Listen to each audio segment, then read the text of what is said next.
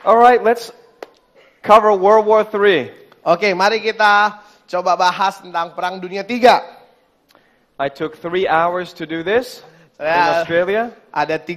saya mengajar ini selama 3 jam di Australia. I'm just going to give you the most condensed version, simplest version. Tapi saya akan kasih kepada saudara hari ini versi paling ringkas, paling sederhana. I'm going to start where most prophecy teachers do not start. Saya akan memulai dari di mana kebanyakan pengajar tentang nubuatan tentang hal ini nggak pernah memulainya dari sini. I believe that God has already set appointments, the most important events in history, on His calendar. Saya percaya bahwa Tuhan sudah mengatur janji temu tentang hal-hal yang bersejarah yang terjadi dalam sejarah umat manusia itu dalam kalendernya Tuhan. There's no point trying to study end times if we ignore God's calendar. Nggak ada gunanya kita belajar tentang akhir zaman kalau kita mengabaikan kalendernya Tuhan. There's no need to guess what will happen when we just look at God's calendar. It's already predicted. Kita nggak perlu menerka-nerka di mana atau kapan terjadinya kejadian ini, tapi kalau kita mau saja melihat ke kalendernya Tuhan, kita tahu kapan waktunya itu terjadi. In Leviticus 23, the Bible says, "Speak to the children of Israel and say to them, the feasts of the Lord, which you shall proclaim to be holy convocation, these are my feasts." Imamat pasal 23 ayat 2 berbicara kepada orang Israel dan katakan kepada mereka, hari raya yang ditetapkan Tuhan yang harus kamu maklumkan sebagai waktu pertemuan kudus, waktu perayaan yang kutetapkan. Ini adalah hari rayaku, kata Tuhan. These are not Jewish feasts. Saudara, ini bukan hari raya orang Yahudi. God said these are my feasts. Tapi Alkitab bahasa Inggris katakan, dalam terjemahan bahasa Inggris katakan, Tuhan bilang sendiri, ini adalah hari rayaku. So, if you believe in God, these are also our Christian feasts. Jadi kalau saudara percaya kepada Tuhan, maka hari raya ini juga hari raya bagi orang Kristen yang percaya kepada Tuhan. These are the feasts of the Lord, holy convocations which you shall proclaim at their appointed times. Dikatakan ayat 4 Imamat pasal 23, inilah hari raya yang ditetapkan Tuhan, hari pertemuan kudus yang harus kamu maklumkan masing-masing pada waktunya yang tetap. Like I said, God has His own calendar, and this calendar has been running since the creation of the world. Seperti tadi saya katakan bahwa Tuhan memiliki kalendernya sendiri dan kalender ini sudah ada sejak penciptaan dunia.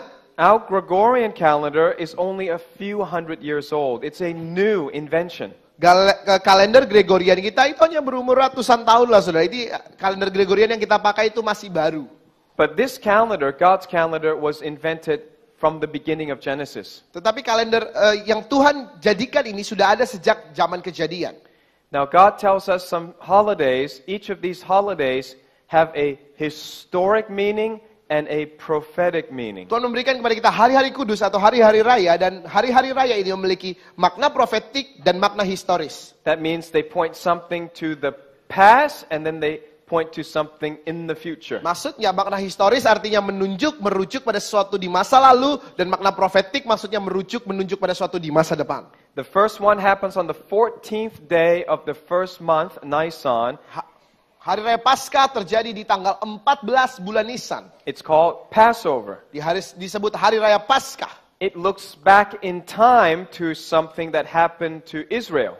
Dan kalau kita melihat di masa lalu ada sesuatu terjadi pada umat Israel. On Passover, many thousand years ago, the Jews were delivered out of Egypt, and the blood of the lamb that they put on the door protected them from the angel of death. Hari Raya Paskah beribu-ribu tahun yang lalu adalah hari di mana bangsa Israel berhasil bebas keluar dari tanah Mesir, dan darah anak domba yang ditaruh di ambang pintu rumah mereka berhasil meloloskan mereka dari malaikat maut. The next feast happens the next day, on the 15th of Nisan. Dan hari raya berikutnya terjadi di hari berikutnya setelah hari Paskah, yaitu tanggal 15 bulan Nisan. It's called the Feast of Unleavened Bread. Disebut hari raya roti tidak beragi. Their bread was unleavened because they were in a hurry to leave Egypt. Roti mereka tidak beragi karena mereka tergesa-gesa meninggalkan Mesir.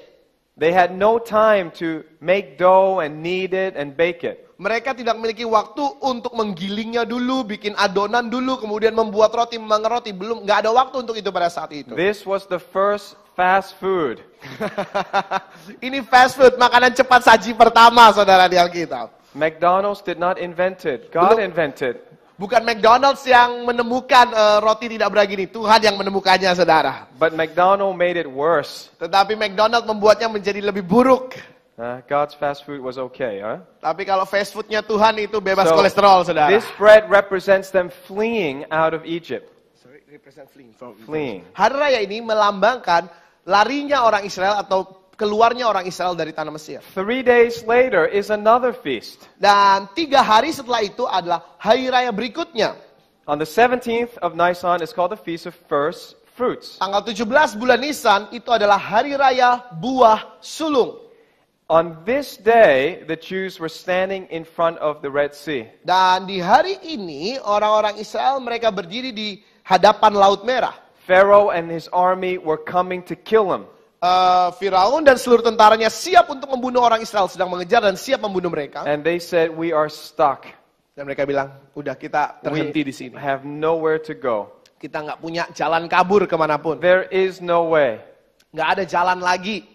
And then God will make a way where there seems to be. So Don Moen was playing at that day. Dan tiba-tiba lagu Don Moon mulai dikumenangkan di situ, saudara ya. Dia buka jalan saat tiada jalan. You cannot sing better than me, okay? No, That's, Oke. Dia buka jalan saat tiada jalan. I don't sing that bad, huh? Alright. On that day, the Red Sea parted. Di hari itu, Laut Merah terbelah. Then you wait a couple of months, there's another feast called Shavuot. Dan kemudian kita menunggu beberapa bulan setelah itu, ada satu hari raya disebut Hari Raya Shavuot. Moses went out Mount Sinai and then God gave him the 10 commandments. Di hari raya itu adalah hari peringatan di mana Musa itu naik ke atas gunung Sinai dan Tuhan berikan kepadanya 10 perintah. This is the foundation of all civilization on earth. Ini adalah dasar atau fondasi dari seluruh peradaban di muka bumi. A very important day, and God said, I already marked it on the calendar. Hari yang sangat penting, Tuhan bilang gini, Tuhan sudah kasih tanda itu di kalendernya dia. Then you have to wait 4 months.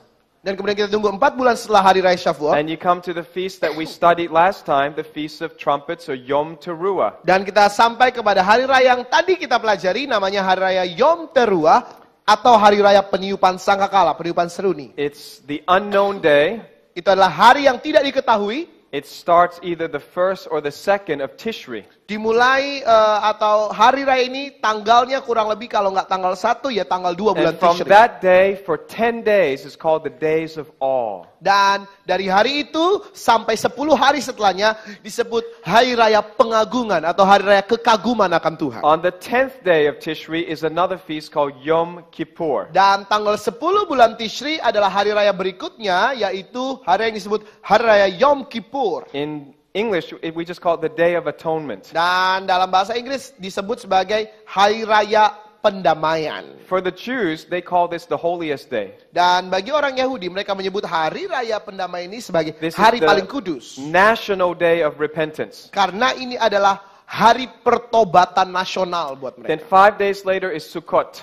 Dan 15 hari setelah itu adalah hari raya Sukkot. It's called in English, tabernacles or tents. Dan kita mengetahuinya sebagai hari raya pondok daun atau dalam bahasa Inggris hari raya tabernacle. And it represents rest from their years of wandering in the wilderness. 38 years they were suffering in the desert. Dan mereka itu melambangkan mereka sedang beristirahat, bagaimana mereka berhasil istirahat sejak pengembaraan mereka di padang gurun. Now there are 2 more feasts that God did not specify in Leviticus. Ada 2 hari raya lagi yang tidak dispesifikasi, tidak terlalu spesifik Tuhan jelaskan di kitab Imamat. God specified 7.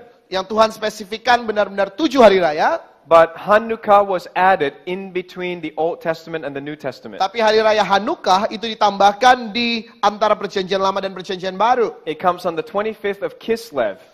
Hari raya Hanukkah ini terjadi tanggal 25 bulan Kislev. And sometimes it's the same time as our Christmas. Dan terkadang hari raya Hanukkah ini jatuh di tanggal yang serupa seperti Natalnya kita. Now we know that God approves this feast because in John chapter 10, Jesus attends the feast of dedication. Dikatakan bahwa Tuhan menyetujui hari raya ini. Kenapa? Karena di Yohanes pasal 10, Yesus menghadiri hari raya pengabdian, hari raya dedikasi. There is no feast of dedication in the Old Testament. Tidak ada hari raya pengabdian diri di dalam perjanjian lama, hanya di perjanjian baru. What is this feast about? Jadi hari raya ini mengenai apa? In Hebrew it's called Hanukkah. Dalam bahasa Ibrani disebut Hanukkah.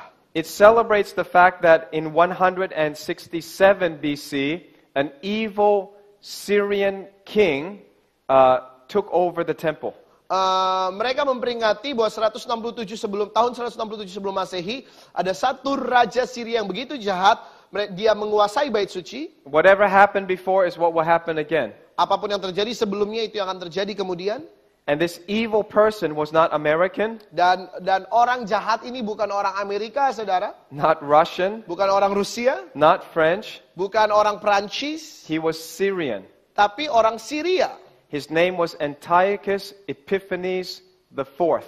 Namanya adalah Antiochus Epiphanes. Antiochus Epifani keempat. Epiphany means manifestation of God. Epiphany itu artinya manifestasi dari Tuhan. He was a very proud, evil man. Seorang yang sangat sombong, angkuh, dan jahat. And he went into the temple of the Jews as God. Dan dia masuk ke dalam bait suci orang Yahudi, menggambarkan dirinya, menganggap dirinya sebagai Tuhan. He put an idol in the temple, Dia menaruh berhala di bait suci, and he sacrificed a pig in the temple. dan dia mengorbankan atau menyembelih babi, saudara, di dalam bait suci itu. Now, normally we have to submit to authority. Saudara, normalnya kita harus tunduk pada otoritas. And we submit even to bad authority. Dan bahkan kita tunduk kepada otoritas yang buruk. But this time, the Jews cannot take it. Tapi kali ini, orang-orang Yahudi nggak tahan, saudara.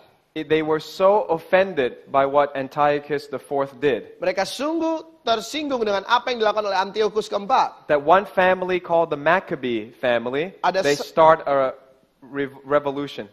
Ada satu keluarga yang disebut keluarga Maccabee dan mereka mulai revolusi. After 3 years, they win. Setelah 3 tahun revolusi, mereka berhasil menang. They cleanse the temple, Mereka menyucikan kembali, mentahirkan kembali bait suci. but they have not enough oil. Tapi mereka tidak memiliki minyak yang cukup. The candles of the menorah have to be lit. Kenapa? Karena setiap kaki dian itu harus menyala. Pelita di atas kaki dian itu harus And menyala. God did a miracle. Dan Tuhan melakukan mujizat. Oil that should have lasted 1 day lasted for 8 days. Saudara, minyak yang seharusnya habis selama 1 hari bisa bertahan sampai 8 hari. So it's called the Feast of Lights. Oleh sebab itu hari raya ini disebut hari raya It's cahaya, called the Feast of hari raya Dedication. terang, hari raya dedikasi, It's called Hanukkah. disebut Hanukkah. And Jesus attended and celebrated Hanukkah. Dan Yesus datang dan merayakan perayaan Hanukkah. So this is interesting. Jadi ini sangat menarik. There's one more feast. Ada satu hari raya lagi, It's in the Bible. ada dalam Alkitab. And the Jews celebrate it. Dan orang Yahudi juga merayakannya. It happens in the book of Esther. Dan ada di kitab Esther. On the 14th of Adar is Purim. Tanggal 14 bulan Adar adalah hari raya Purim. There was another evil man. Ada seorang yang jahat lagi. He was a Persian. Dia seorang Persia kali His ini. name was Haman. Namanya Haman. And he wanted to kill all the Jews. Dan Haman ingin membunuh semua orang Yahudi. There are still people today who want to kill all the Jews. Masih ada orang-orang yang ingin membunuh orang Yahudi sampai hari ini. They are relatives of Haman. Mereka adalah kerabat-kerabatnya Haman. And he didn't realize Esther was a Jewish queen. Dan Haman tidak menyadari bahwa Esther ratunya adalah seorang Yahudi. And so God did a miracle and delivered the Jews. And when they delivered the Jews, they had a feast called Purim. Dan Tuhan melakukan mujizat, berhasil meloloskan orang Yahudi. Dan ketika mereka merayakan hal itu, mereka menyebutnya sebagai hari raya Purim. So now you understand the historic meaning of these feasts. Saudara, jadi kita sudah ngerti arti historisnya, apa yang terjadi dalam sejarah dalam hari raya ini. But I told you, if you know these feasts, you also know the future. Saudara, tadi saya sudah katakan begini, kalau engkau tahu hari raya ini dan apa arti historisnya, maka engkau juga akan tahu apa yang terjadi di masa yang akan datang, masa depannya. So, what is the prophetic meaning of each of these 9 feasts? Jadi apa makna profetik dari setiap 9 hari raya ini? All of God's holy days point to one person, Jesus the Messiah. Seluruh hari raya Tuhan itu hanya tertuju kepada satu pribadi, yaitu Yesus Sang Mesias. All feasts celebrate Yeshua. Semua hari raya ini merayakan Yeshua. So you take Passover, what does it mean? Saudara, Paskah maksudnya apa?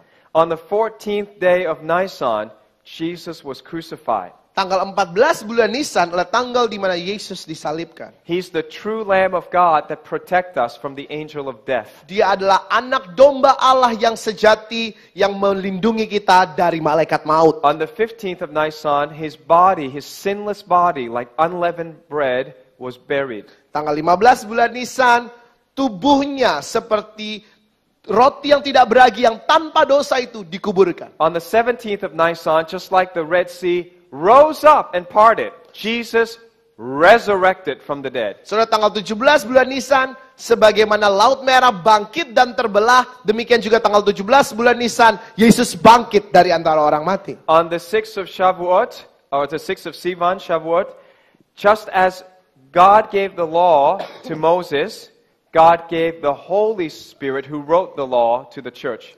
Tanggal 6 bulan Sivan atau di hari raya Shavuot, sebagaimana Tuhan memberikan hukum Taurat kepada Musa, demikian juga Tuhan memberikan Roh Kudus untuk menggenapi segala perbuatan hukum Taurat. We know these four feasts, first four have been fulfilled to the day. Saudara, kita tahu 4 hari raya ini sudah digenapi sampai hari ini. So it's reasonable to believe that the last feasts will also be fulfilled to the day. Jadi sangat masuk akal kalau kita juga percaya bahwa 5 hari raya terakhir itu juga akan digenapi sampai hari ini. What does Yom Teruah point to?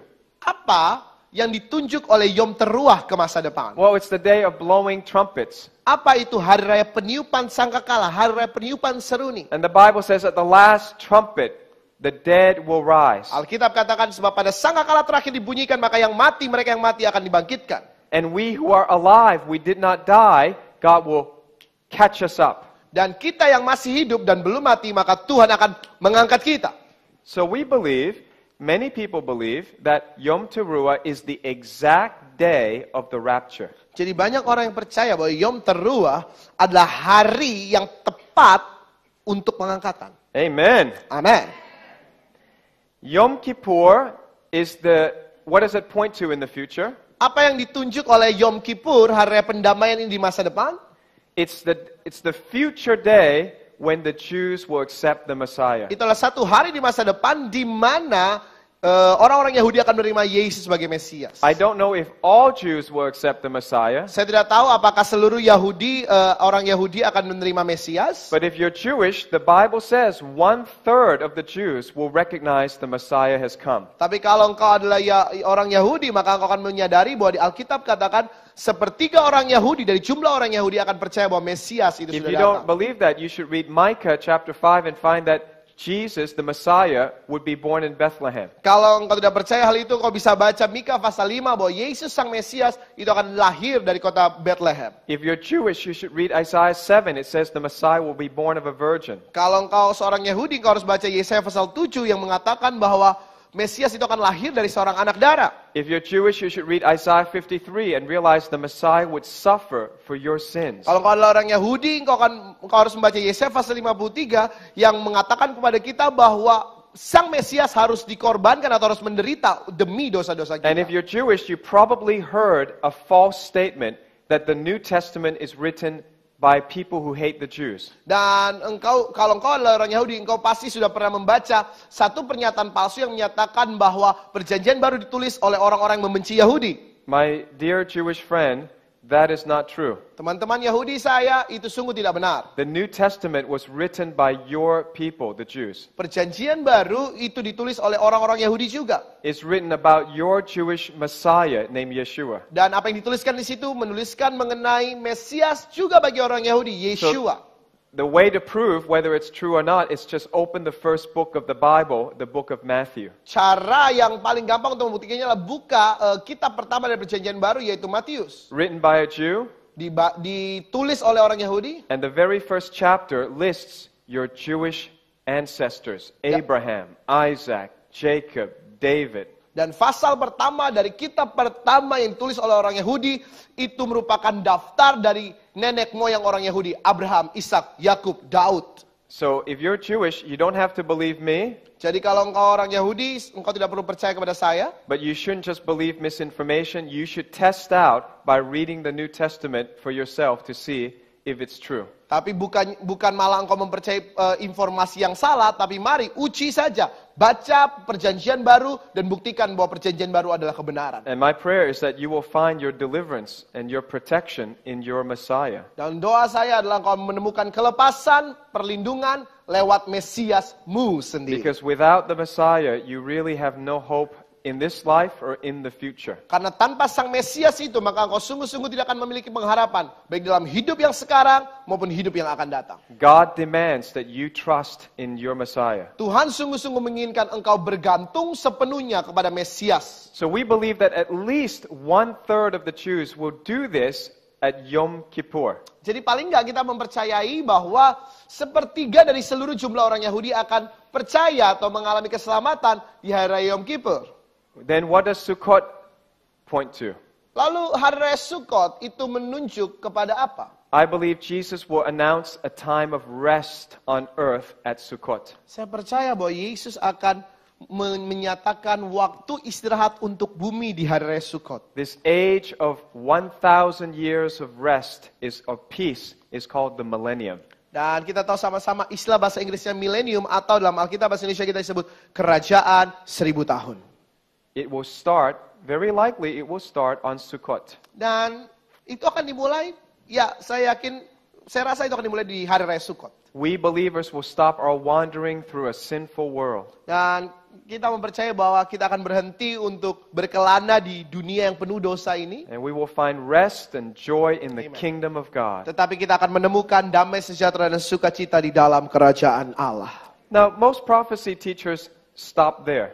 Banyak pengajar tentang akhir zaman berhenti sampai titik ini Bapak Ibu But Saudara. remember, there are 2 more holidays. Tapi ingat masih ada 2 hari raya lain. And the holidays are given by God to tell us about the most important events to come. Dan hari raya ini diberikan oleh Tuhan kepada kita untuk memberitahu kepada kita event-event atau kejadian-kejadian penting yang akan terjadi. So if you want to know the future, just study the past holidays. Jadi kalau saudara ingin mengetahui apa yang terjadi di masa depan, maka pelajarilah apa yang terjadi di hari raya di masa lalu. The 8th holiday is Hanukkah. Hari raya ke-8, Hanukkah. It has something to do with the temple.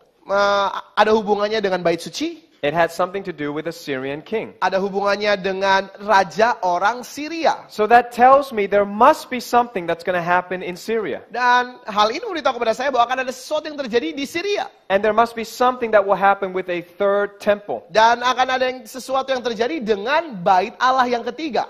And either it will get built on Hanukkah or it will finish on Hanukkah. Apakah bait Allah ketiga itu akan mulai dibangun di hari raya Hanukkah atau akan selesai dibangun di hari raya And the Hanukkah? Antichrist will be revealed or he will be defeated on Hanukkah. Apakah si antikris ini akan dinyatakan atau dia akan dikalahkan di hari raya Hanukkah? But this is the feast about him. Tapi hari raya ini ada hubungannya dengan si antikris. Then we have a 9th feast, Kemudian hari raya ke-9, Purim. hari raya Purim. Purim is about who? Hari raya Purim mengenai siapa? An evil Persian. Seorang Persia yang jahat. Today we have a country not called Persia, but Iran. Tapi hari ini nama negaranya bukan lagi Persia, mereka bangsa Persia, tapi negaranya bernama Iran. The Iranian people still speak Persian. Dan orang-orang Iran masih berbicara dalam bahasa Persia, bahasa Farsi. So I don't even have to study any more end time scripture. I know something will happen in the end time with Iran. Saudara, jadi saya nggak perlu belajar lagi, digali lebih dalam lagi tentang akhir zaman untuk mengetahui bahwa di akhir zaman akan ada sesuatu tentang Iran. I don't have to wonder if it's Russia. Saya nggak perlu bertanya-tanya apakah ini Rusia atau bukan. There's no feast about Russia. Nggak ada hari raya tentang Rusia di sini, saudara. But why do people make this up? Tapi kenapa ada orang-orang yang membuat seolah-olah akan ada hubungannya dengan Rusia? Because the Americans don't like the Russians. Karena orang Amerika nggak suka sama Rusia, saudara. Ronald Reagan called them the evil empire. Ronald Reagan bilang orang Rusia itu adalah kekaisaran yang begitu So then all the jahat. prophecy teachers follow Ronald Reagan's advice. Jadi semua pengajar-pengajar akhir zaman mereka mengikuti nasihat Ronald Reagan. Maybe they were evil. mungkin mereka jahat. I don't believe in communism. I think it is evil. Saya tidak percaya kepada komunisme. Saya rasa komunisme memang satu ideologi yang jahat. But we don't bring our political bias Amen. to misinterpret the Bible to suit our politics. Tapi kita tidak boleh membawa bias politik kita untuk kemudian mencocok-cocokkannya dengan Alkitab dan kemudian membuat hal itu seolah ingin kita percayai. God bless America. Tuhan memberkati Amerika. America has done good in spreading the gospel. Amerika sungguh berperan baik dalam penyebaran berita Injil. I'm thankful for that. Saya bersyukur buat Amerika. But if Americans don't like Russia, then a Russian will be the Antichrist. Dan kalau Amerika masih tidak menyukai Rusia, maka Rusia akan menjadi antikris. Now America doesn't like China. Sekarang Amerika nggak suka Cina, saudara. I guess the Antichrist will come from Hong Kong now. dan sekarang saya rasa bukan dari Moskow lagi keluarnya antikris, tapi dari Hong Kong, saudara. Actually, the easiest way is to start with God's holy feasts. Tapi cara paling gampang untuk melihatnya sebenarnya kita lihat dari hari rayanya Tuhan. That's why I teach you this. You might think it's so simple, but once you get this, you actually understand so much more than many prophecy teachers from the past. Itu sebabnya saya mengajarkan hal ini kepada saudara. Tetapi kedengarannya sederhana memang. Tapi kalau saudara nangkep hal ini, maka engkau akan belajar jauh lebih banyak daripada apa yang pernah diajarkan guru-guru atau pengajar-pengajar tentang akhir zaman di masa So lalu. what will happen in the next war? Jadi apa yang akan terjadi di perang berikutnya? Well, already Syria is in war. Saudara, Syria sudah perang sekarang. ISIS has already taken parts of Syria. ISIS sudah merebut sebagian besar dari Syria. But I think Iran is the next instigator of war. Tapi saya merasa bahwa Iran itu akan menjadi sebab musabab daripada perang dunia Now that berikutnya. we have this clue, we go into the Bible and look further. Saudara, ketika kita sudah melihat petunjuk ini, yuk kita lihat Alkitab lagi untuk melihat lebih dalam, lebih jauh. In the book of Daniel, God calls Iran a ram. Kitab Daniel, Tuhan menyebut Iran sebagai domba jantan. The angel Gabriel actually interprets it so we don't have to wonder the ram is Iran. Malaikat Gabriel sendiri yang menafsirkannya atau memberikan arti itu. Jadi kita nggak perlu mikir apa arti domba jantan. Domba jantan bicara tentang Iran. And Daniel chapter 8 says something very interesting about the ram. Dan Daniel 8 bicara sesuatu yang sangat menarik tentang Iran. Let's look at just 2 verses. Mari kita lihat 2 ayat ini. Starting at verse 3, I raised my eyes and saw and behold a ram standing on the bank of the canal. It had 2 horns, and both horns were high, but one was higher than the other. The higher one came up last. Aku mengangkat mukaku dan melihat tampak seekor domba jantan berdiri di depan sungai itu. Tanduknya 2 dan kedua tanduk itu tinggi, tapi yang satu lebih tinggi dari yang lain, dan yang tinggi itu tumbuh terakhir. Daniel 8 ayat 3. Verse 4, I saw the ram charging westward and northward and southward. No beast could stand before him, and there was no one who could rescue from his power. He did as he pleased and became great. Ayat 4, Daniel pasal 8, aku melihat domba jantan itu menanduk ke barat, utara, dan ke selatan. Tidak ada seekor binatang pun yang tahan menghadapi dia. Dan tidak ada yang dapat membebaskan dari kuasanya. Ia berbuat sekehendak hatinya dan membebaskan diri. We're told quite a few things about this ram. Dan kita akan berbicara sedikit banyak tentang domba jantan ini. This ram is not a literal animal, it represents a nation. Domba jantan ini bukan binatang secara fisik, tapi bicara tentang sebuah bangsa. It stands on the bank of a canal. This is the city of Susa. This is where Daniel was. Dikatakan bahwa dia berdiri di depan sungai itu, berdiri di depan tempat di mana Daniel ada. It had 2 horns, but one was bigger than the other. Dikatakan begini, domba jantan ini memiliki 2 tanduk, yang satu lebih besar dari yang lain. Well, Iran is run by 2 different powers. Iran itu pernah dikuasai oleh 2 penguasa yang berbeda. This is a perfect description of modern Iran. Dan inilah satu deskripsi yang sangat sempurna tentang Iran modern. Power is split between the supreme leader and the Iranian Revolutionary Guard. Kuasa atau pengendalian kuasa di Iran dibagi antara supreme leader, pemimpin supreme dengan para tentara atau penjaga revolusi Iran. The supreme leader right now is Ayatollah Ali Khamenei. Disebut pemimpin supremenya, pemimpin utama mereka, pemimpin besar mereka namanya Ayatollah Ali Khamenei. He does not have all the power. Dia tidak memiliki semua kuasanya. He shares the power with the Iranian Revolutionary Guard. Dia berbagi kuasa dengan penjaga revolusi Iran. And they were established by the Ayatollah before him. Dan dia di IRGC ini atau penjaga revolusi Iran ini didirikan oleh Ayatollah sebelum dia. His name was Khomeini. Namanya Khomeini. This guy is Khamenei. Yang tadi Ayatollah Ali Khamenei. The old guy was Khomeini. Yang lebih tua itu disebut Khomeini, And bukan he Khamenei. established the Revolutionary Guard in 1979 Dan penjaga revolusi Iran ini didirikan atau dibentuk pada tahun 1979 for two purposes. untuk dua tujuan. To guard the Islamic Revolution in Iran, Yang pertama untuk menjaga revolusi Islam di Iran. and then to export the Islamic Revolution to other countries. Yang kedua untuk mengekspor revolusi Islam ke negara-negara lain. They have their own military. Mereka memiliki militer mereka sendiri. They have their own businesses. Mereka memiliki usaha mereka sendiri. They fund the Quds force. Mereka mendanai pasukan Quds.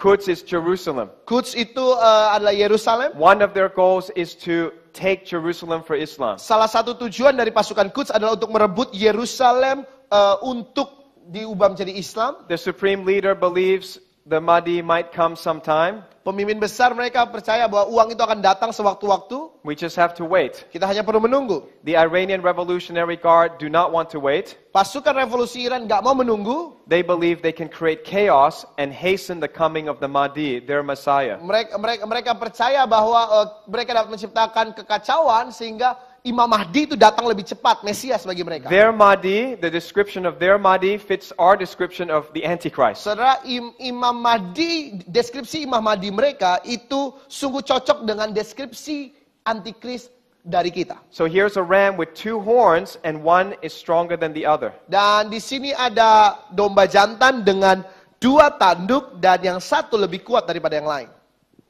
Now let's take a look at the map of the world. Kita lihat peta dunia. Here are the three main continents, Asia, Europe, and Africa. Saudara, ini adalah tiga benua utama, Asia, Eropa, dan kemudian Afrika. And you can see that a quarter of the world is Islamic. Dan saudara bisa lihat seperempat dunia itu adalah negara-negara Islam. All the green nations, those are majority Muslim. Semua negara yang diwarnai hijau itu adalah mayoritas Muslim. There are Muslims in other countries, Ada Muslim di negara lain, but if less than 50%, I don't put green. tapi kalau kurang dari 50% saya tidak taruh hijau. 50% or more is green. 50% lebih saya taruh hijau. Now, in the green zone, Di zona hijau ini, the Muslims have their own conflict. para Muslim memiliki konflik mereka sendiri. Some are Sunni, some are Shia. Beberapa Islam Sunni dan Islam Syiah. So where are the Shias? Di mana para Syiah? Okay, I make it slightly darker green. I hope you can see. Saya harap saudara bisa melihat di layar atau di televisi yang ada, saudara. Saya membuat warnanya lebih lebih And hijau. Iran is the center of Shia Islam. Dan Iran adalah pusat daripada penyebaran Islam aliran Syiah. But many people in Iraq are also Shia. Tapi banyak orang di Irak juga merupakan Islam aliran Syiah. Many people in Azerbaijan are Shia. Banyak orang di Azerbaijan mereka merupakan Islam aliran Syiah. And the reason they're fighting in Syria is that even though Syria is a Sunni country, the leadership is Shiite. Dan alasan mengapa terjadi peperangan di Syria karena walaupun Syria adalah negara Islam Sunni, tapi pemimpin negara Syria adalah Islam aliran Syiah. And the reason they're fighting in Yemen is because Yemen is 35 to 40% Shia. Dan alasan mengapa terjadi peperangan di Yaman juga adalah karena 35 sampai 40% penduduk Yaman adalah Islam aliran Syiah. So there's a proxy war going on all over the Middle East that's really a fight between Iran, the Shia, and Saudi Arabia, the Sunni power. Jadi ada perang di dalam diri sendiri di seluruh Timur Tengah antara Iran sebagai komunitas Islam Syiah dengan Arab Saudi sebagai orang yang mengakui aliran atau negara yang mengakui aliran Islam Sunni. Who is going to win? Siapa yang menang? Well, the Bible tells us what's going to happen. Alkitab katakan kepada kita apa yang akan terjadi. The Bible even tells us the direction of the future invasion. Alkitab bahkan katakan kepada kita arah daripada Remember, penyerbuan di masa depan. Daniel 8 verse 4 says, this ram charges west, north, and south. Saya ingat Daniel 8 ayat 4 katakan kepada kita begini, domba jantan itu menyerang ke barat, ke utara, dan ke selatan. So forget the east. Jadi lupain bagian timurnya. What is west of Susa? Apa itu barat daripada benteng Susan? Interestingly, you can draw a straight line from Susa west and you hit Baghdad. Saudara bisa tarik garis lurus dari titik itu ke barat, maka saudara akan lihat Baghdad di If you situ. keep going in the same direction, you hit Damascus. Setelah barat, saudara akan sampai di Damsyik atau Damaskus. I find that amazing. Saya lihat ini luar biasa sekali. Iran wants to take Baghdad and wants to take Damascus. Ya, Iran ingin merebut Baghdad dan ingin merebut kota Damaskus. Then he charges northward. Kemudian Alkitab bilangin, dia menyerang ke utara. This one is not in the news yet. Dan yang ini belum ada di berita. North of Iran is Azerbaijan, Saudara, di utara Iran itu adalah Azerbaijan. especially if you take it from Susa. Kalau saudara tarik dari kota Susa itu di mana malaikat Gabriel mengatakan kepada Daniel. You go north and you hit the capital of Azerbaijan, which is Baku. Saudara, kalau saudara tarik garis lurus ke utara, maka saudara akan menghantam tepat ibu kota dari Azerbaijan, yaitu kota Baku. So I'll tell you before the news tells you, Azerbaijan has to come up in the news. Saudara, saya beritahu sebelum ada beritanya di TV atau di koran-koran saudara, nanti saudara akan dengar berita tentang Azerbaijan dalam Then the berita-berita Iran saudara. charges south from Susa. Dan kemudian Iran juga menyerbu selatan dari kota Susa. You go south, you're going to hit Riyadh, Saudara, dari Susa kalau kita tarik ke selatan ada kota Riyadh di situ. the capital of the Sunni power, Saudi Arabia. Riyadh adalah ibu kota daripada negara Islam Sunni, yaitu Arab And if you Saudi. keep going further south, you come to Sana'a, which is the capital of Yemen. Dan kalau saudara terus ke selatan, maka saudara akan sampai di kota Sana, yaitu ibu kota Yaman. So amazing. From Susa, west is Baghdad, north is Baku, south is Riyadh. Saudara, dari kota Susa, ke barat ada Baghdad, utara ada Baku, selatan ada Riyadh. So Iran has an interest in taking all these. Iran memiliki ketertarikan untuk merebut ini semua. And Iran would probably, then this is not in the Bible, but I'm going to assume he's going to want to take the capital cities, Ya, mungkin ini tidak ada di Alkitab, tapi ini saya beranggapan bahwa dia ingin merebut kota-kota besar atau ibu kota dari negara-negara the two tersebut. holiest cities of Sunni Islam, which is Mecca and Medina, Dua kota kudus atau kota suci daripada agama Islam Sunni, yaitu Madinah dan Mekah. and probably he wants to take the oil fields. Dan tentu saja dia ingin merebut ladang minyak. So there we have the future war mapped out in Daniel, and hardly anybody pays attention to this. Dan saudara, kita bisa melihat bahwa dalam kitab Daniel ada perang yang diprediksikan di masa depan dan banyak orang tidak All you have memahaminya. to do is celebrate the 9 holidays of God, and you would remind yourself every year that this is prophecy that's about to come. Saudara, yang perlu kau lakukan merayakan hari raya-harinya Tuhan, dan hal itu akan terus membuat saudara mengingat bahwa ternyata akan ada nubuatan yang digenapi seperti ini. Now, after that, there is another war. Saudara, setelah itu akan ada perang berikutnya. Remember that Daniel 8 says that no one will be able to stop Iran.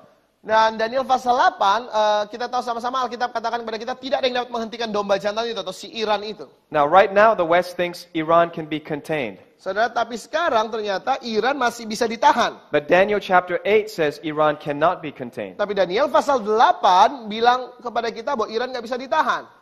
Why can't he be contained? Kenapa Iran nggak bisa ditahan? Maybe America has had an economic collapse. Mungkin Amerika akan memiliki kolaps ekonomi tiba-tiba, mendadak. Maybe the white horse is living in the White House and he's deceiving everybody. Mungkin kuda putih yang tinggal di dalam gedung putih itu sedang menipu semua orang ketika mengatakan Iran itu masih bisa ditahan. The way they're negotiating, Iran doesn't have to give anything and the whole world lifts the sanctions. Mereka terus-menerus bernegosiasi, Iran nggak perlu ngasih apa-apa, malahan seluruh dunia menarik embargonya terhadap Iran. Obama gives Iran a deadline and then they can just keep pushing the deadline forward. Obama ngasih tenggat waktu kepada Iran, tetapi Iran berhasil mengulur-ngulur waktunya.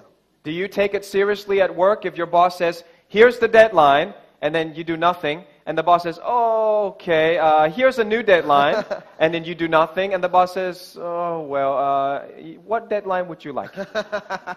Kalau saudara di kantormu atau di pekerjaan saudara, bos saudara bilang, ini tenggat waktunya. Kemudian saudara nggak lakukan sampai tenggat waktunya. Ketika tiba tenggat waktunya, bos bilang, oh kamu nggak lakukan apa-apa. Oke, ini tenggat waktu yang baru. Saudara nggak lakukan apa-apa, bos bilang, ya udah deh, kamu mau tenggat waktu yang mana? So Iran will start a war that it knows it will win, probably because it has nuclear power. Saudara, jadi Iran akan memulai satu perang yang mereka yakin mereka bisa menangkan. Mungkin karena mereka memiliki kekuatan nuklir. But something strange is predicted in Ezekiel 38. In the last, we think it's the last war, Ezekiel 38. Dan ada sesuatu yang aneh yang dinubuatkan dalam Yeskiel 38, dan saya rasa ini adalah perang terakhir. We know that right now Turkey is majority Sunni. Saudara, kita tahu sama-sama sekarang Turki itu mayoritasnya adalah Islam Sunni. Iran is majority Shia. Iran mayoritasnya Islam Syiah. And normally these two are enemies. Dan biasanya dua-dua ini musuhan, saudara. But Ezekiel 38 says they fight together on the same side. Tapi Yeskiel 38 mengatakan kepada kita bahwa mereka bertempur bersama-sama di sisi yang sama. They will be partners in the Ezekiel 38 war. Dalam perang yang dinubuatkan Yeskiel 38, mereka akan menjadi mitra. So something must unify them. Jadi pasti ada sesuatu yang menyatukan mereka. I'm not sure what it is. Saya nggak tahu apa itu. Either Turkey becomes ruled by Shia Muslims, Apakah Turki akan dikuasai atau pemimpinnya akan menjadi pemimpin dari aliran Syiah? like Syria is ruled by Shia Muslims, even though the majority of people are Sunni. Seperti negara Syria, mayoritas penduduknya adalah Islam Sunni, tapi penguasanya, para pemimpin mereka adalah Islam Syiah. Or Iran becomes so powerful that Turkey says, I'd rather be your friend than fight you. Atau Iran menjadi benar-benar berkuasa sekali sampai Turki harus bilang, oke, daripada saya musuhan sama kamu, lebih baik saya berteman dengan kamu. But whatever happens, we know in Ezekiel 38 that these countries will invade Israel. Tapi apapun yang terjadi dalam Yeskiel 38 kita akan tahu sama-sama bahwa negara-negara ini akan menyerbu Israel. This is a very strange war. Saudara, ini adalah perang yang sangat aneh. I've heard many people teach on it. Saya mendengar banyak orang mengajarkan tentang hal ini. But I think when you see a picture of it, it tells you something very strange. Tetapi ketika saudara melihat gambarannya, maka akan memberitahu kepada saudara ini sangat aneh. This is the first war against Israel where none of the neighboring countries are involved. Ini adalah perang pertama bagi Israel di mana negara-negara yang tepat bersebelahan atau negara yang tepat bertetangga dengan Israel nggak ikut-ikutan, saudara. So normally they would fight Egypt and Jordan and Syria. Jadi sebelumnya biasanya Israel tuh perangnya sama Mesir, Yordan, Syria. But Ezekiel 38 says it's not the immediate neighbor, it's the distant neighbors that will be coming to fight. Yeskiel 38 katakan kepada kita bukan tetangga sebelah tetapi tetangga jauh yang akan menyerbu. It's the fact that this is so odd that this prophecy is so interesting. Saudara, fakta bahwa hal ini cukup aneh yang membuat nubuatan ini menjadi begitu menarik. So I think that this last tetrad, blood moon, may start trigger something that will make this scenario more likely. Saudara, jadi saya merasa bulan berdarah yang keempat dari tetrad di tahun ini itu akan memicu sesuatu dari skenario ini bisa terjadi. So we can watch these 4 countries. Jadi kita bisa perhatikan 4 negara ini. Amen? Amin? Now you know the news ahead of time. Saudara sudah tahu beritanya sebelum terjadi, saudara ya. Nuclear bombs will be exchanged at some point. Akan ada pertukaran bom nuklir. Ezekiel 39 says, Yeskiel 39 bilang gitu. I will send fire on Magog and those who dwell securely in the isles. Aku mendatangkan api ke atas Magog dan ke atas orang-orang yang diam di daerah pesisir. Verse 9, those who dwell in the cities of Israel shall go forth and shall make fires of the weapons and burn them, and they shall make fires of them for 7 years. Ayat 9, Yeskiel 39, dan yang diam di kota-kota Israel akan keluar dan menyalakan api serta membakar semua perlengkapan senjata Gog, yaitu perisai kecil dan besar, busur dan para tongkat pemukul dan tombak, dan mereka membakarnya selama 7 tahun. You cannot burn arrows and bows for 7 years. Saudara, engkau nggak bisa membakar busur dan panas selama 7 tahun. This weapon is not the ancient weapon. Sebab senjata ini bukan senjata purbakala. But nuclear waste, nuclear weapon can burn easily for 7 years. Tetapi sisa-sisa senjata nuklir itu dapat dibakar atau dibuang selama 7 tahun. So we believe this is coming. Jadi kita dapat percaya bahwa hal ini bisa terjadi atau akan terjadi. A nuclear war. Satu perang nuklir. In this war, Israel wins. Dan dalam perang ini Israel menang.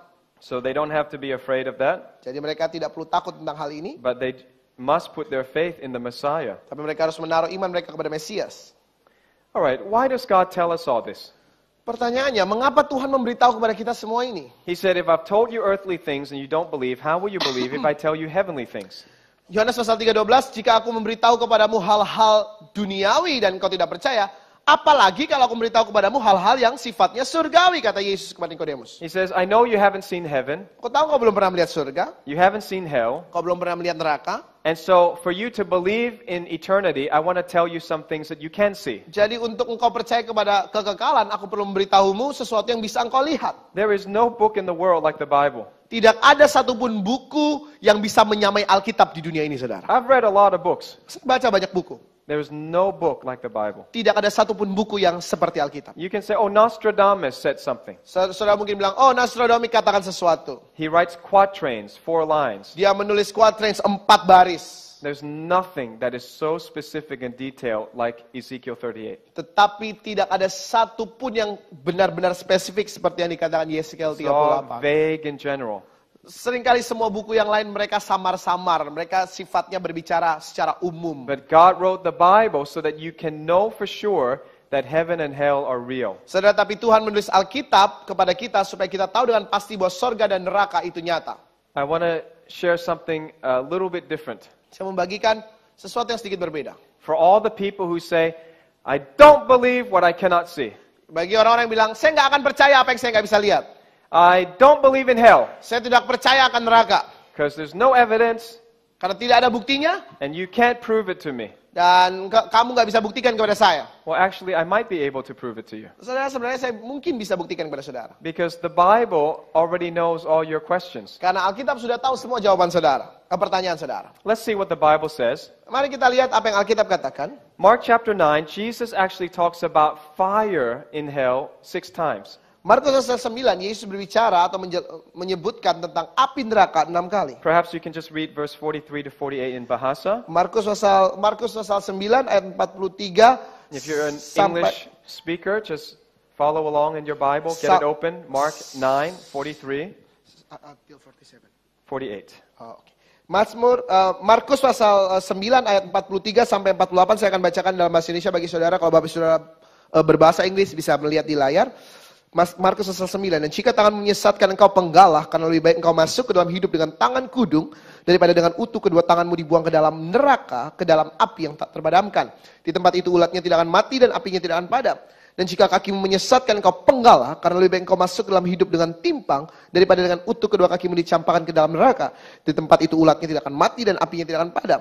Dan jika matamu menyesatkan engkau cungkilah, karena lebih baik engkau masuk ke dalam kerajaan Allah dengan bermata 1 daripada dengan bermata 2 dicampakkan ke dalam neraka, di mana ulat-ulat bangkai tidak mati dan api tidak padam.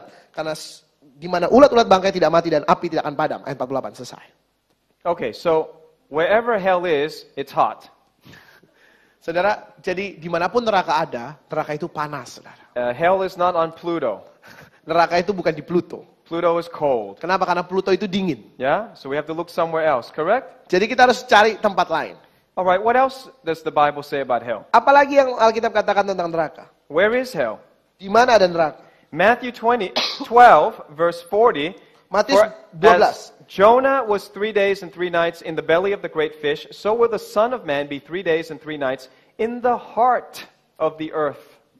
Matius 12 ayat 40. Sebagaimana Yunus berada 3 hari 3 malam di dalam perut ikan besar, demikianlah anak manusia akan berada 3 hari 3 malam, dalam bahasa Inggris kata ini, di jantung bumi. So the Bible says hell is under the earth. Jadi Alkitab katakan kepada kita bahwa neraka itu ada di bawah bumi. If you just stamp your feet, that's where hell is. Down there. Kalau saudara jejakkan kaki saudara seperti itu, saudara akan tahu bahwa neraka itu ada di bawah situ. The people who are in hell right now, they're under your feet. Try, stamp your feet. That's where it is. Orang-orang yang ada di neraka sekarang berada di bawah kaki saudara. Coba jejakkan kaki saudara sekarang. It is a prison down there. Saudara, ada penjara di bawah situ. And if you look at what scientists have found, under the earth it's not cold. Nah, dan kalau saudara menemukan apa yang ilmuwan katakan, di bawah bumi atau dasar bumi ini nggak dingin, saudara. If you can slice the earth open, in the heart of the earth, it's the hottest. Saudara, kalau kita bisa bedah atau kita belah bumi ini, maka jantung bumi itu adalah bagian terpanas. How could anybody in ancient time know that? Bagaimana mungkin orang-orang zaman purba tahu tentang jantung bumi yang panas? The surface of the earth is very cool. Ya, permukaan bumi ini cukup sejuk. And nobody has drilled all the way to the heart of the earth. Dan belum ada yang mengebor sampai ke jantung bumi. But God knows everything. Tapi Tuhan tahu segalanya. So God says, Hell is in the center of the earth and is hot. Jadi Tuhan bilang bahwa neraka itu ada di tengah, di pusat bumi, dan neraka itu panas. Where is hell? Di mana itu neraka? Isaiah 14 verse 9 says, Hell from beneath is moved for you to meet you at your coming. It stirs up the dead for you, even all the chief ones of the earth. Yesaya 14 ayat 9, bahasa Inggris katakan begini, sebab neraka yang di bawah gemetar untuk menyongsong kedatanganmu, dijagakannya arwah-arwah bagimu, yaitu semua bekas pemimpin di bumi. So those who have gone to hell have not gone very far. Jadi bagi mereka yang sudah masuk neraka, mereka nggak pergi jauh-jauh, saudara. They're still on planet Earth. Mereka tetap ada di planet bumi. And now we have movies about the center of the earth. You need a drink of water? You all right? Okay. Like The Core. Saudara, kita tahu film ini sama-sama, film Hollywood namanya The Core. They think they can drill all the way through to the core of the earth. Film ini menceritakan mereka berpikir bahwa mereka bisa menggali sampai ke dalam pusat bumi. And they're right. If you can't go in, it would be very hot. Dan ya, mereka benar. Kalau engkau dapat mengebor sampai ke pusat bumi, sangat panas. But I have some news to tell you. Tapi saya punya berita untuk dikatakan kepada saudara. Hell is only a detention center. Neraka itu cuma lembaga permasyarakatan, saudara. People in hell are actually waiting for the final judgment. Orang-orang di neraka, mereka menunggu untuk penghakiman terakhir. At the end of the millennium, there will be a day of judgment. Di akhir setelah kerajaan 1000 tahun, maka akan ada penghakiman terakhir. And after that final judgment, where do the sinners go? Setelah penghakiman terakhir itu, maka kemana para pendosa itu akan menuju? The Bible says the final destination of sinners is not hell, it's off this planet. Saudara, tujuan terakhir dari para pendosa atau orang-orang berdosa, Alkitab katakan kepada kita bukan neraka, He calls it the lake of fire. tapi sesuatu di luar bumi yang disebut danau api. He says this many times. Dikatakan berulang-ulang kali. So when we have the new heaven, new earth, nobody else will be trapped in the heart of the earth. Jadi ketika kita memiliki sorga yang baru, bumi yang baru, maka tidak akan ada orang lagi yang terjebak atau ditawan di pusat bumi. Revelation 21 verse 8, all liars shall have their part in the lake which burns with fire and brimstone, which is the second death. Wahyu pasal 21 ayat yang ke-8 mengatakan, para pendusta mereka akan mendapat bagian mereka dalam danau api atau lautan api, bahasa Indonesia, inilah kematian yang kedua. Chapter 20 verse 15, and anyone not found written in the book of life was cast into the lake of fire. Wahyu 20:15, setiap orang yang tidak ditemukan namanya tertulis dalam kitab kehidupan itu, ia dilemparkan ke dalam danau berapi itu atau lautan api itu. Verse 14, then death and Hades were cast into the lake of fire. This is the second death. Lalu maut dan kerajaan maut itu dilemparkan ke dalam lautan api, itulah kematian yang kedua. Verse 10, the devil who deceived them was cast into the lake of fire and brimstone where the beast and false prophet are, and they will be tormented day and night forever and ever. Wahyu 20:10, dan iblis yang menyesatkan mereka dilemparkan ke dalam lautan api dan belerang, yaitu tempat binatang dan nabi palsu itu, dan mereka disiksa siang dan malam sampai selama-lamanya. Only hell is temporary, Saudara, neraka itu cuma sementara. but the lake of fire is forever. Tapi lautan api itu untuk selama-lamanya. People say, well, I don't believe it, I can't see it. Orang-orang bilang, saya nggak percaya, saya kan nggak bisa lihat itu. God says, I understand. Tuhan bilang, iya aku ngerti. You say you don't believe because you don't see. Engkau bilang kau nggak percaya karena kau nggak lihat. So he said, I'll tell you ahead of time, if you reject Jesus and you die in your sin, you'll go to the lake of fire. Jadi aku sudah memberitahumu sebelumnya bahwa kalau engkau menolak Yesus dan kau terus-menerus berbuat dosa, maka engkau akan masuk ke dalam neraka. Well, where in the universe do we have a known lake of fire? Engkau akan masuk ke dalam lautan api, maaf saudara. Dan di mana di alam semesta ini lautan api itu berada? How about the surface of our sun? Bagaimana dengan permukaan matahari kita? It is a lake of liquid fire. Dikatakan bahwa permukaan matahari kita adalah lautan yang dipenuhi dengan cairan api. That's the size of the earth compared to one solar flare. Saudara, itu adalah ukuran bumi dibandingkan dengan ledakan satu percikan dari matahari. Saudara bisa lihat buminya kecil banget. For di bawah. all the hypocrites and the haters of God who said, I didn't believe it because I couldn't see it. Buat semua orang-orang munafik dan orang-orang yang bilang, aku tidak percaya Tuhan, aku tidak percaya neraka karena aku tidak bisa ngelihat. God will say, my child, Tuhan bilang, anakku, you saw it every day of your life. kamu sudah melihatnya seumur hidupmu. I knew you would say that to me. Aku tahu engkau akan mengatakannya kepadaku. So I made it very plain for you to see. Jadi aku membuatnya begitu jelas untuk bisa engkau lihat. The Bible actually says that even though the sinners get thrown out of hell into the lake of fire, we can still see them. Saudara, Alkitab katakan kepada kita bahwa walaupun para orang-orang berdosa itu dari dalam neraka, mereka dibuang ke dalam lautan api, kita masih dapat melihat mereka. In the last chapter of Isaiah, it says, Di pasal terakhir dari kitab Yesaya all mengatakan kepada flesh kita shall come to worship before me, says the Lord. bahwa semua makhluk akan datang untuk menyembah kepadaku, kata Tuhan. And these people who worship God, they shall go forth and look upon the corpses of the men who have transgressed against me, for their worm does not die, and their fire is not quenched, and they shall be an abhorrence to all flesh. Dan seluruh manusia yang datang untuk sujud menyembah di hadapan Tuhan itu, ayat 23 Yesaya 66, ayat 24-nya, mereka akan keluar dan akan memandangi bangkai orang-orang yang telah memberontak kepadaku. Di situ ulat-ulatnya tidak akan mati, apinya tidak akan padam, semua akan menjadi kengerian bagi segala yang hidup. In the end, the sinners will not be hidden under the earth like in hell. Saudara, pada akhirnya orang-orang berdosa itu tidak akan disembunyikan di bawah bumi seperti di neraka. They will be taken away off the earth, Tapi mereka akan dikeluarkan dari bumi, but not too far. tapi nggak jauh-jauh amat. Enough that we can see. Cukup jaraknya masih bisa kita lihat. I think this might prevent any more sinning in the future. Dan saya merasa hukuman yang seperti ini pasti akan mencegah perbuatan dosa di masa yang akan datang. You Saudara, must know the goodness of God, saudara harus tahu kebaikan Tuhan, and you must know the terror of God. dan saudara juga harus tahu kengerian dari Tuhan. Don't you play with fire. Saudara jangan main-main api. When God says repent or you will die, He Kau- means it. Kalau Tuhan katakan bertobatlah atau engkau akan mati, maka dia sungguh-sungguh mengatakannya. But He says, if you will put your faith in my Son died to suffer for the pains of hell for you. Dan Alkitab katakan, Tuhan katakan, kalau engkau percaya kepada kematian putraku, maka putraku sudah mati untuk menanggung semua sakit, semua Take a good hukuman look akan at that. neraka bagimu. Saudara lihat baik-baik gambar ini. Do you want that to be your final destination? Saudara mau ini sebagai tujuan akhir Bapak Ibu Saudara? You think, well, I can't see it. Saudara pikir, oh saya nggak bisa lihat itu. Today you saw it. Hari ini saudara bisa lihat. So I think it's time to repent and believe in Jesus. Saya rasa ini waktunya kita untuk bertobat dan percaya kepada Tuhan Yesus. The Bible says the heavens declare the glory of God. Alkitab katakan, sorga menceritakan tentang kemuliaan Tuhan.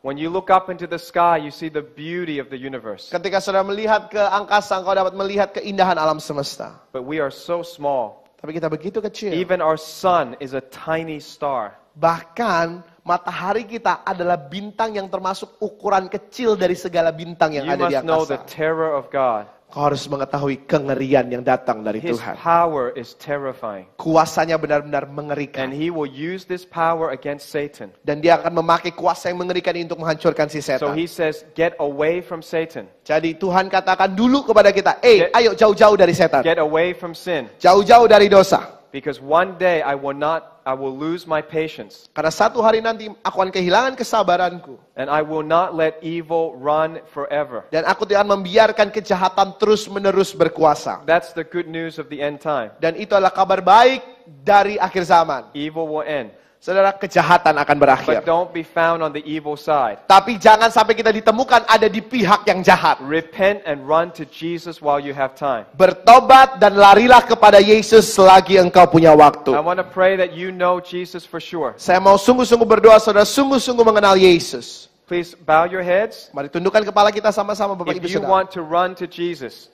Kalau engkau sungguh-sungguh ingin berlari if kepada you Yesus. don't want to taunt and tempt God and say, I didn't see hell, Kalau saudara nggak mau lagi untuk menguji Tuhan, engkau tidak mau lagi mengatakan, oh aku nggak pernah lihat neraka. I didn't see the lake of fire, Oh aku nggak pernah lihat lautan api. don't tempt God. Jangan cobai Tuhan. If you want to run to Jesus, Kalau engkau ingin berlari kepada Yesus, humble yourself rendahkan hatimu, rendahkan dirimu. and raise your hand to Jesus and say, yes, Jesus. Angkat tangan saudara pagi ini dan katakan, ya Yesus. I want to make sure I know Jesus. Aku sungguh ingin memastikan aku mengenal Yesus. If there's any sin in my life, I want to repent right now. Kalau ada dosa dalam hidupku, aku mau bertobat sungguh-sungguh sekarang. And God will hear your prayer. Dan Tuhan akan mendengar doa saudara. Now pray this with me. Mari ulangi kata-kata saya. If you raised your hand, Kalau saudara angkat tangan saudara, ulangi doa saya. if you didn't raise your hand, don't pray. Kalau saudara tidak mengangkat tangan saudara, This is nggak usah a ikuti doa saya. serious decision. Ini adalah keputusan yang serius. This is not something for secret. Ini bukan sesuatu yang harus If you're dirahasiakan. running to Jesus, you put your hand up. Kalau saudara berlari kepada Yesus, mari angkat tangan saudara tinggi-tinggi. Now say, Dear Lord Jesus, Katakan, Tuhan Yesus yang baik, forgive me for doubting you. ampuni saya karena saya ragu akan Engkau. Today I have faith. Hari ini saya memiliki iman. Today I believe Hari ini saya percaya that I have nothing to give you. bahwa saya tidak memiliki apapun untuk diberikan kepadamu. I cannot save myself, Saya tidak bisa menyelamatkan diri saya sendiri. but I believe you can save me. Tapi saya percaya Engkau dapat menyelamatkan saya. I believe you died on the cross for me. Saya percaya Engkau mati di atas salib bagi saya. I believe you paid for my sins. Saya percaya Engkau sudah membayar semua dosa saya. I believe your blood cleanses me. Saya percaya darahmu sudah menyucikan saya. I believe on the third day you rose again. Saya percaya di hari ketiga Engkau sudah bangkit kembali. You defeated death and hell. Engkau sudah menaklukkan neraka dan maut. You defeated my enemy Satan. Engkau sudah mengalahkan musuh-musuh kami, yaitu setan. So I call you my Lord. Jadi kami memanggil Engkau sebagai Tuhan. Accept me. Dan menjadikan saya Take me as your child. sebagai anak-anak-Mu. Protect me from evil. Melindungi saya dari yang jahat. And make heaven my home. Dan menjadikan sorga sebagai rumah saya. I want to be with you forever. Saya ingin bersamamu selama-lamanya. Thank you for saving me. Terima kasih sudah menyelamatkan hidup saya. You are so good Engkau sangat baik for hearing my prayer. untuk mendengarkan doa I saya. pray this prayer in faith Saya berdoa, mengatakan doa ini dalam iman. and in the name of Di Jesus. dalam nama Tuhan Yesus. Amen. Amin. Amen. Praise God. Puji Tuhan. Many of you prayed that. If you've been going to church but you prayed that, that's good. That's fine. Kalau saudara misalnya saudara sudah sering ke gereja, saudara tetap mendoakan doa itu nggak apa-apa, saudara, itu baik. But don't pray it again and again. Tapi jangan ulangin lagi, saudara. You need to be sure that God heard you today. Saudara harus sungguh-sungguh yakin bahwa Tuhan sudah mendengarkan saudara hari ini. Others of you made a real decision for the first time in your life to follow Jesus. Saudara, Others have made yang that lain decision. sudah membuat keputusan bagi saudara, membuat keputusan bagi hidupmu untuk pertama kalinya menerima Yesus. I want to assure you that God heard you. Bagi saudara yang baru pertama kali menerima Yesus, You saya are His meyakinkan child. saudara bahwa Tuhan mendengarkanmu dan kau adalah anaknya. Your heart, your mind will change. Hatimu, pikiranmu akan diubahkan. Keep coming to church. Datanglah ke gereja terus, saudara. Amen? Amin. Okay. We have one more session where we're going to try to explain the book of Revelation, at least the seals. The four horsemen, the seals, you will understand it, but we probably need a little break. Saudara, oke, kita akan ada satu sesi lagi. Kita akan jelaskan tentang kitab Wahyu, mengenai penunggang kuda, mengenai meterai. Tapi saya rasa kita perlu break sebentar. Now, I know we have one session and then we want to do Q&A, so how long is the break? Berapa lama, Pak? 10 minutes. Only 10? Sure? Sure, get 15 maybe? 10 okay? 10. Okay, 10 minutes. Oke, Bapak Ibu Saudara, kita akan break 10 menit. Di jam saya jam 11 kurang 10, berarti jam 11 tepat kita kembali ke ruangan ini, kita akan mulai sesi berikutnya.